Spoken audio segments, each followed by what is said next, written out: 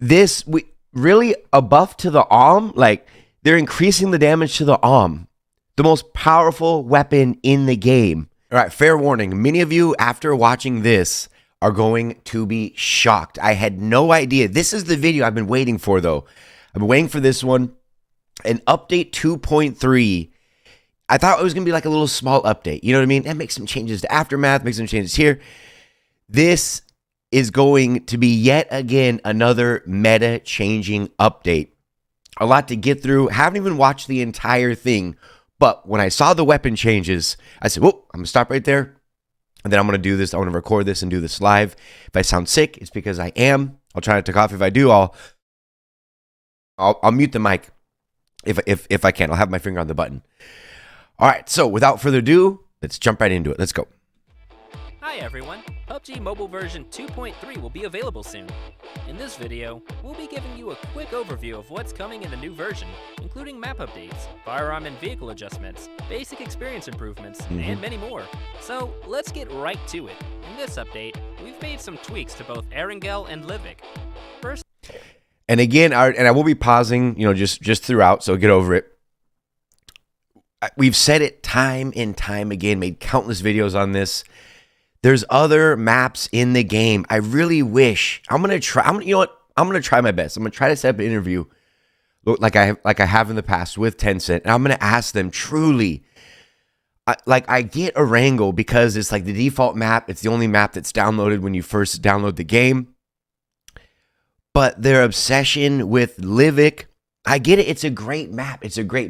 But I'm telling you, if they pushed Vikindi, if they pushed Miramar, if they pushed Sonok, more people would play these maps, period. This is a huge problem. The same maps getting the same love. All right, let's go. First up is Erangel. We've added 3 cable car routes to Stalber to make it easier for players to move around the area. What's more, we've also added a new feature to Erangel, the Supply Warehouse. If you manage to get your hands on the access card and enter the Supply Warehouse, you'll be rewarded with loads of advanced supplies. But would be really nice to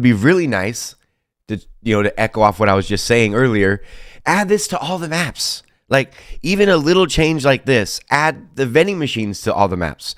Add those key cards, something new, something different, a reason to play.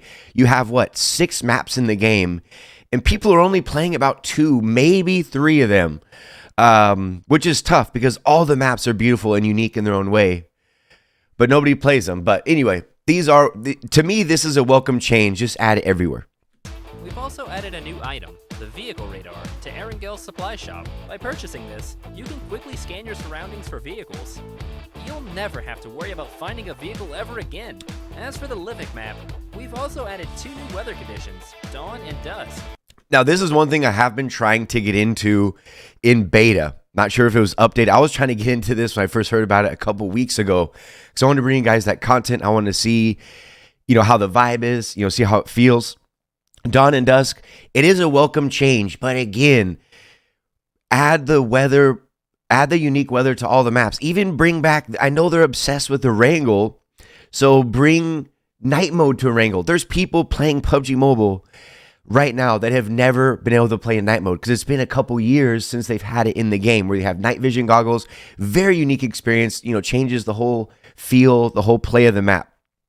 But yeah, adding weather, to me, I mean, I'm not a dev, but it seems like that'd be something really, really fun that they could add to all the maps, like they did with Vikindi when they used to have the moonlight mode. If that's even what it was called, but that's what it looked like. And by far one of the coolest ones. We're going way back. We might be going like 3 years back right now.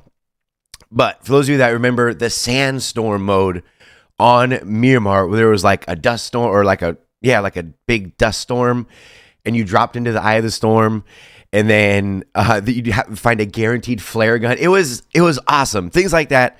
But yeah, weather conditions is okay with me. I really, really like that. We believe they'll elevate the visual experience. Furthermore, we've reworked the refinery area to improve players' combat experience in this area. I'm sure everyone's concerned about the changes done to the firearms. In the new version, okay, here we go. Increase the damage of the Kar 98K, M24. This was truly shocking. Increasing the damage of the Kar 98K, the M24, and the AUM That is absolutely shocking to me. And I'm going to do a separate video on it with weapon changes that we've seen, over, say, like the past year, where they've buffed SMGs, they've buffed like the Scar L, they've increased the damage, and just all kinds of different changes they've done to the DMRs. And I've noticed a theme that they're buffing all of the weapons around the M4. They are leaving the M4 alone. They don't want to touch the M4. They don't want to mess with the recoil. They don't want to mess with the damage. They don't want to mess with the damage drop off. So instead, their answer, and this is just my opinion, or from what I'm noticing, their answer to the M4 dilemma of what to do with this weapon is to buff all the weapons surrounding it. And to me, that's tough. That is really, really tough. Because then you come into the problem with, well, what about your armor? All these things have changed, yet the helmet, it does the same defense, and so does the body armor. Provides the same defense it did from way back in Season 1 4 years ago. So people are instantly dying. Like anytime you come up to anyone in any sort of an engagement, if you hit the person, they're knocked or they're dead. And that's tough. And I think that's also pushing, I feel like that's truly pushing a lot of players away. So I'm going to have a separate video, more of a deep dive into it. Really a buff to the AUM, like they're increasing the damage to the AUM, the most powerful weapon in the game. There you have it. Like I said, I'm just as surprised as you are. Let's go ahead and continue. This is where I stopped watching. So everything else after this is brand new to me. Let's go. In addition, we've also improved the NS2000's firing performance while aiming down sights, as well as its reloading action. So they're buffing the NS2000 as well. So, and they're only buffing the ADS portion of the NS2000 because there's already one-shotting everyone. That is interesting. Okay, let's see if there's more in here. As for vehicles, we've streamlined the player experience when riding mountain bikes. I actually like the bikes. I do like the bikes. It's pretty memey, but it's fun. In this update, we've been continuously improving the game's basic experience. We've added a special elimination icon to the elimination broadcast to enhance the feedback. So this shows the distance that you hit somebody. That's kind of cool, actually. Okay, so that is a change. I like that. That's a good quality of life upgrade right there. Really, really like that. Okay, so it tells you the distance. Things like that, I'm behind. That's cool. Receive when they're eliminated. If you're knocked down by an enemy, you can still use the crosshair. Coffee's going to be gone. Furthermore, we've added concise marks that don't block the field of view. Furthermore, players will be able to set their goals for the new season with the newly added tier goal system. Setting a goal and reaching the tier. Ooh, we already know, myself included, we got a lot of rank grinders watching the channel.